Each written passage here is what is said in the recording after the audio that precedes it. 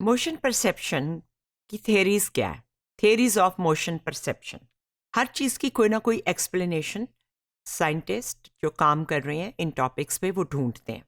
इसकी एक famous theory जो बेसिकली एक्सप्लेन करती है कि हम मूवमेंट कैसे परसीव करते हैं, उसे द कोरोलरी डिस्चार्ज मॉडल कहते हैं।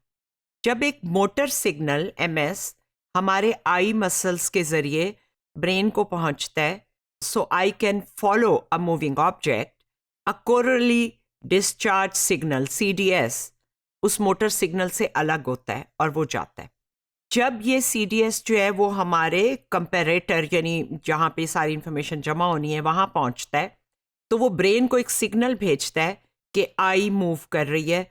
और आईज मूव करती हैं जब आप खुद भी मूव करते हैं या आप किसी मूव होती हुई चीज़ को देखते हैं। So this is the physiology जिसके ऊपर ये मॉडल बना है कि हम इस तरह से मूवमेंट परसीव करते हैं। जब कोई रुका हुआ ऑब्जर्वर, स्टेशनरी ऑब्जर्वर, वॉच करता है एक मूविंग ऑब्जेक्ट को, तो जो उसका इमेज है वो रेटिना के अक्रॉस जाते हुए एक इमेज डिस्प्लेसमेंट सिग्नल क्रिएट करता है। ऐसे जब वो हिलता है तो एक सिग्नल क्रिएट होता है, इसको आईडीएस कहते हैं। बी, जब आईडीएस जो है वो कंपैरेटर को पहुंचता है तो वो फिर एक सिग्नल भेजता है ब्रेन को और मोशन परसीव होती है।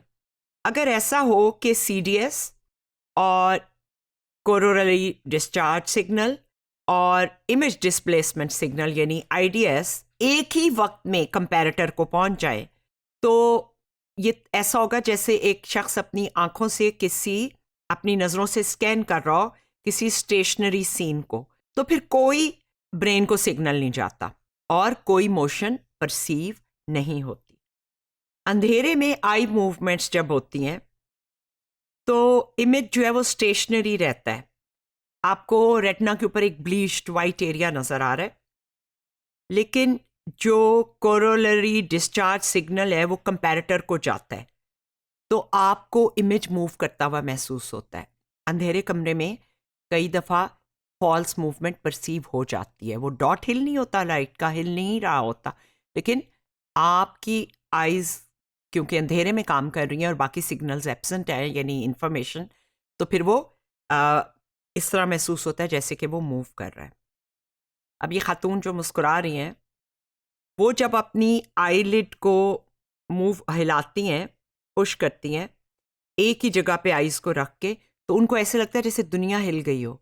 अगर आप इस तजर्बे को करना चाहें तो आप कर सकते हैं। उंगली से अपने आईलिड को मूव करें तो ऐसे लगता है जैसे वाकई आपके इर्द गिर्द की दुनिया में मूवमेंट हो रही है, हालांकि वो सिर्फ आईज़ के मसल्स को हिला रही हैं। इससे ये पता चलता है कि हमारी आईज़ की मसल की मूवमेंट हमारे ब्रेन को ये तासुर देती है कि हमारे इर्द गिर्द की चीज़ें हिल रही हैं। मोशन न्यूरॉन जैसे बाकी चीज़ों के न्यूरॉन है, हमने पहले डिस्कस किया।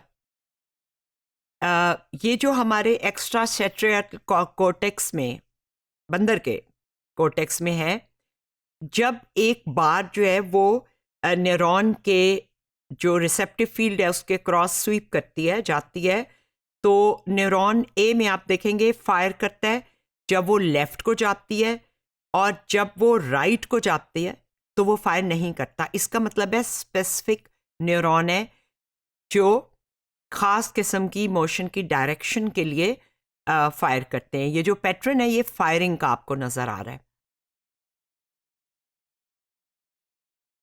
अंधेरे में एक्सपेरिमेंट करने के लिए, बायोलॉजिकल मोशन को स्टडी करने के लिए जो एक्सपेरिमेंट की गए हैं उनमें रूम तो टोटली डार्क होता है, तो वो शख्स बिल्कुल नज़र नहीं आता, लेकिन उसकी बॉडी की डिफरेंट पॉइंट्स पे लाइट्स लगी हुई होती हैं, और इसको वो लाइट्स कैसे मूव कर रही हैं जबकि आपको इर्द गिर्द और कुछ भी नज़र नहीं आ रहा, ना ही वो शख्स नज़र आ रहा है।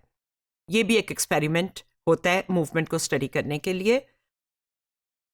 एक और एक्सपेरिमेंट है, जैसे हमने देखा पॉइंट लाइट वॉकर स्टिमुलस जो है, और जब ये पॉइंट स्क्रैम्बल्ड हो यानी बिखरे हुए हो, वो बॉडी के कहीं ऐसे पॉइंट्स पे ना हो जिनको कोई शेप बनाने के लिए, जिस्म की हैयत या वजूद के लिए इस्तेमाल कर सके देखने वाला, तो फिर उसकी जो परसेप्शन है वो और तरह होती है।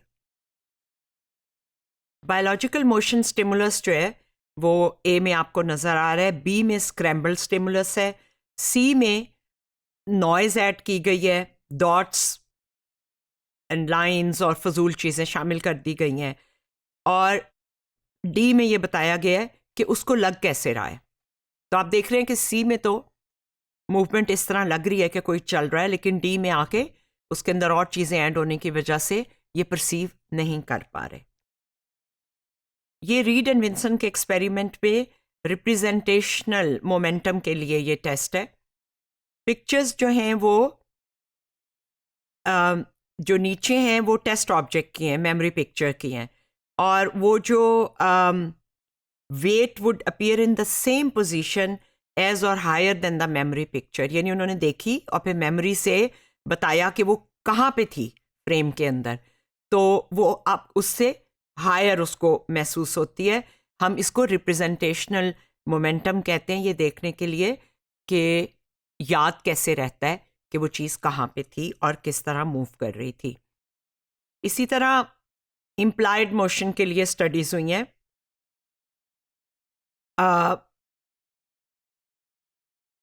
अगर हम देखें तो हाइट ऑफ द बार जो है, जो नीचे नज़र आ रही है हर पिक्चर के, वो इंडिकेट करती है कि वो जो fMRI यानी स्कैन जो ब्रेन का था, वो हमारे मोटर जो कोर्टेक्स है उसको किस टाइप की पिक्चर के साथ वो कितना रिस्पॉन्स दे रहा है, विच मीन्स के वो इसको परसीव कर रहा है कि नहीं।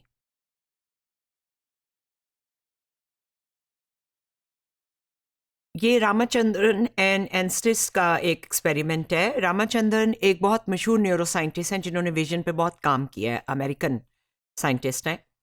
ये जो इनिशियल स्टिमुलस कंडीशन है ए, दोनों डॉट्स जो है वो position of the dot on the right को मूव कर रहे हैं।